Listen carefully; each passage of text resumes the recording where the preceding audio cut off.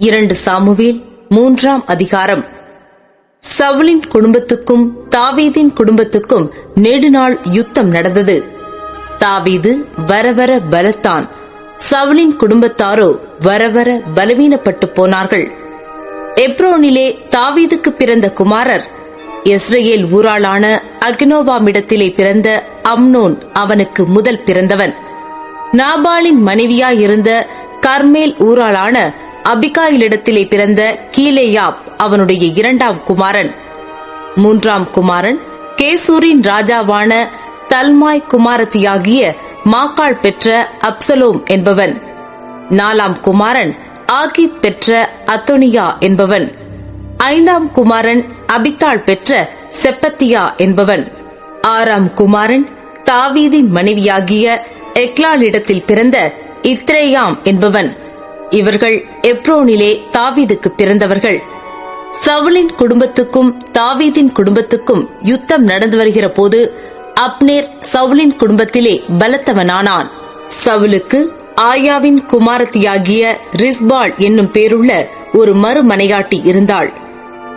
இஸ்போசேத் அப்னேரை நோக்கி, நீ என் தகப்பனாருடைய மறுமனையாட்டியினிடத்தில் பிரவேசித்தது என்ன என்றான்.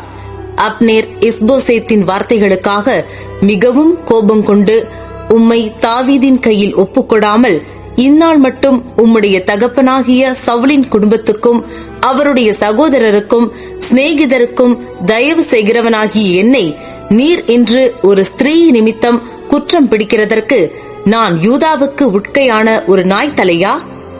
நான் ராஜ்யபாரத்தை சவுலின் குடும்பத்தை விட்டு தாண்ட பண்ணி தாவீதின் சிங்காசனத்தை தான் துவக்கி பெயர்செபா மட்டுமுள்ள இஸ்ரவேலின் மேலும் யூதாவின் மேலும் நிலைநிறுத்தும்படிக்கு கர்த்தர் தாவீதுக்கு ஆணையிட்டபடியே நான் அவனுக்கு செய்யாமற் போனால் தேவன் அப்னேருக்கு அதற்கு சரியாகவும் அதற்கு அதிகமாகவும் செய்ய கடவர் என்றான். அப்பொழுது அவன் அப்னேருக்கு பயப்பட்டதினால் அப்புறம் ஒரு மறுமொழியும் அவனுக்கு சொல்லாதிருந்தான். அப்னேர் தன் நாமத்தினாலே தாவீதினிடத்திற்கு ஸ்தானாபதிகளை அனுப்பி, தேசம் யாருடையது? என்னோடு உடன்படிக்கை பண்ணும். இதோ இஸ்ரவேலையெல்லாம் உம்மிடத்தில் திருப்ப என் கை உம்மோடு இருக்கும் என்று சொல்லச் சொன்னான். அதற்கு தாவீது, நல்லது, உன்னோடே நான் உடன்படிக்கை பண்ணுவேன். ஆனாலும் ஒரே காரியம் உன்னிடத்தில் கேட்டுக்கொள்ளுகிறேன். அது என்னவெனில், நீ என் முகத்தை பார்க்க வரும்போது சவுலின் குமாரத்தியாகிய மீகாளை நீ அழைத்து வர வேண்டும். அதற்கு முன் நீ என் முகத்தை பார்ப்பதில்லை என்று சொல்லச் சொல்லி அவன் சவுலின் குமாரனாகிய இஸ்போசேத்தினிடத்திற்கும் ஸ்தானாபதிகளை அனுப்பி, நான் பெலிஸ்தருடைய 100 நுனித்தோல்களை பரிசமாக கொடுத்து விவாகம் பண்ணின என் மனைவியாகிய மீகாளை அனுப்பிவிடும் என்று சொல்லச் சொன்னான். அப்பொழுது இஸ்போசேத் அவளை லாயிசின் குமாரனாகிய பல்தியேல் என்னும் புருஷனிடத்திலிருந்து அழைத்து வர ஆட்களை அனுப்பினான். அவள் புருஷன் பக்கூரி மட்டும் அவள் பிறகாலே அழுது கொண்டு வந்தான். அப்னேர் அவனை நோக்கி, நீ திரும்பிப்போ என்றான். அவன் திரும்பி போய்விட்டான். அப்னேர் இஸ்ரவேலின் மூப்பரோடே பேசி, தாவீதை உங்கள் மேல் ராஜாவாக வைக்கும்படிக்கு நீங்கள் அநேக நாளாய் தேடினீர்களே, இப்போதும் அப்படி செய்யுங்கள். என் தாசனாகிய தாவீதின் கையினால் என் ஜனமாகிய இஸ்ரவேலை பெலிஸ்தரின் கைக்கும் அவர்களுடைய எல்லா சத்துருக்களின் கைக்கும் நீங்களாக்கி ரட்சிப்பேன் என்று கர்த்தர் தாவீதை குறித்து சொல்லியிருக்கிறாரே என்றான். இந்த பிரகாரமாக அப்னேர் பென்யமீன் மனுஷர் காதுகள் கேட்க பேசினான். பின்பு அப்னேர் இஸ்ரவேலர் பார்வைக்கும் பென்யமீனுடைய எல்லா குடும்பத்தாரின் பார்வைக்கும் சம்மதியானது எல்லாம் எப்ரோனிலே தாவீதின் காதுகள் கேட்க பேசுகிறதற்கு போனான். அப்னேரும் அவனோடே கூட 20 பேரும் எப்ரோனில் இருக்கிற தாவீதினிடத்தில் வந்தபோது தாவீது அப்னேருக்கும் அவனோடே வந்த மனுஷருக்கும் விருந்து செய்தான். பின்பு அப்னேர் தாவீதை நோக்கி, நான் எழுந்து போய் இஸ்ரவேலரை எல்லாம் உம்மோடே உடன்படிக்கை பண்ணும்படிக்கு ராஜாவாகிய என் ஆண்டவனிடத்தில் சேர்த்து கொண்டு வருகிறேன்.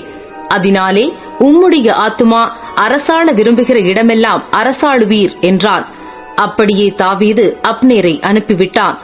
அவன் சமாதானத்தோடே போனான். தாவீதின் சேவகரும் யோவாபும் அநேகம் பொருட்களை கொள்ளையிட்டு தண்டிலிருந்து கொண்டு வந்தார்கள். அப்பொழுது அப்னேர் எப்ரோனில் தாவீதினிடத்தில் இல்லை. அவனை அனுப்பிவிட்டான். அவன் சமாதானத்தோடே போய்விட்டான். யோவாபும் அவனோடிருந்த எல்லா சேனையும் வந்தபோது நேரின் குமாரனாகிய அப்னேர் ராஜாவினிடத்தில் வந்தான் என்றும் அவர் அவனை சமாதானமாய் போக அனுப்பிவிட்டார் என்றும் யோவாபுக்கு அறிவித்தார்கள். அப்பொழுது யோவாப் ராஜா வண்டையில் பிரவேசித்து, என்ன செய்தீர்? இதோ அப்னேர் உம்மிடத்தில் வந்தானே, நீர் அவனை போகவிட்டது என்ன? நேரின் குமாரனாகிய அப்னேரை அறிவீரே? அவன் உம்மை மோசம் போக்கவும் உம்முடைய போக்குவரத்தை அறியவும் நீர் செய்கிறதையெல்லாம் ஆராயவும் வந்தான் என்று சொன்னான்.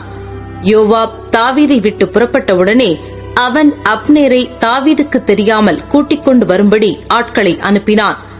அவர்கள் சீரா என்னும் துறவு மட்டும் போய் அவனை அழைத்துக் கொண்டு வந்தார்கள். அப்னேர் எப்ரோனுக்கு திரும்பி வருகிறபோது யோவாப் அவனோடே இரகசியமாய் பேசப் போகிறவன் போல அவனை ஒலிமுக வாசலின் நடுவே ஒரு பக்கமாய் அழைத்துப் போய் தன் தம்பி ஆசகேலுடைய இரத்தப்பழியை வாங்க அங்கே அவனை வயிற்றிலே குத்தி கொன்று போட்டான்.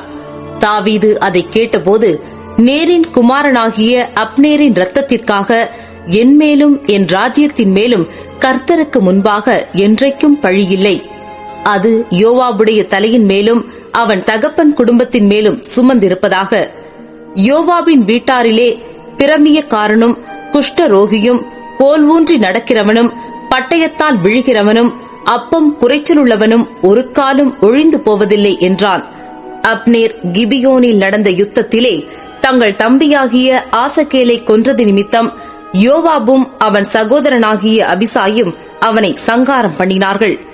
தாவீது யோவாபையும் அவனோடிருந்த சகல ஜனங்களையும் பார்த்து, நீங்கள் உங்கள் வஸ்திரங்களை கிழித்துக் கொண்டு இரட்டுடுத்தி அப்னேருக்கு முன்னாக நடந்து துக்கம் கொண்டாடுங்கள் என்று சொல்லி தாவீது ராஜா தானும் பாடைக்கு பின் சென்றான். அவர்கள் அப்னேரை எப்ரோனிலே அடக்கம் பண்ணுகையில் ராஜா அப்னேரின் கல்லறை அண்டையிலே சத்தமிட்டு அழுதான். சகல ஜனங்களும் அழுதார்கள்.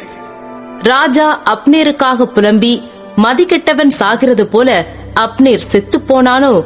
உன் கைகள் கட்டப்படவும் இல்லை, உன் கால்களில் விலங்கு போடப்படவும் இல்லை, துஷ்டர் கையில் மடிகிறது போல மடிந்தாயே என்றான். அப்பொழுது ஜனங்கள் எல்லாரும் பின்னும் அதிகமாய் அவனுக்காக அழுதார்கள். பொழுது இன்னும் இருக்கையில் ஜனங்கள் எல்லாரும் வந்து அப்பம் புசியும் என்று தாவீதுக்கு சொன்னபோது, தாவீது, சூரியன் அஸ்தமிக்கிறதற்கு முன்னே நான் அப்பத்தையாகிலும் வேறெதையாகிலும் ருசி பார்த்தால் தேவன் எனக்கு அதற்கு சரியாகவும் அதற்கு அதிகமாகவும் செய்ய கடவர் என்று ஆணையிட்டுச் சொன்னான். ஜனங்கள் எல்லாரும் அதை கவனித்தார்கள். அது அவர்கள் பார்வைக்கு நன்றாயிருந்தது. அப்படியே ராஜா செய்ததெல்லாம் சகல ஜனங்களுக்கும் நலமாய் தோன்றினது. நேரின் குமாரனாகிய அப்னேரை கொன்று போட்டது ராஜாவினால் உண்டானதல்லவென்று அந்நாளிலே சகல ஜனங்களும் இஸ்ரவேலர் அனைவரும் அறிந்து கொண்டார்கள். ராஜா தன் ஊழியக்காரரை நோக்கி, இன்றைய தினம் இஸ்ரவேலில் பிரபுவும் பெரிய மனுஷனுமாகிய ஒருவன் விழுந்தான் என்று அறியீர்களா? நான் ராஜாவாக அபிஷேகம் பண்ணப்பட்டவனாயிருந்த போதிலும் நான் இன்னும் பலவீனன். செருயாவின் குமாரராகிய இந்த மனுஷர் என் பலத்துக்கு மிஞ்சினவர்களாயிருக்கிறார்கள். அந்த பொல்லாப்பை செய்தவனுக்கு கர்த்தர் அவன் பொல்லாப்புக்கு தக்கதாய் சரி கட்டுவாராக என்றான்.